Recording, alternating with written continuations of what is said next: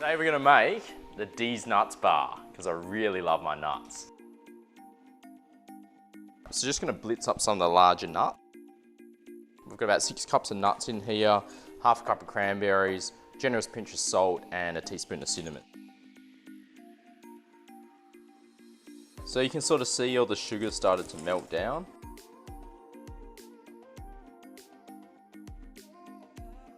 We're going into the oven with that for 20 minutes at 170 degrees.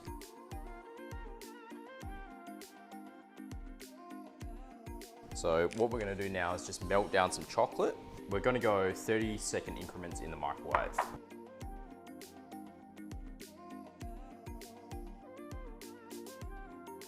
And there you have it, my chocolate nut bar.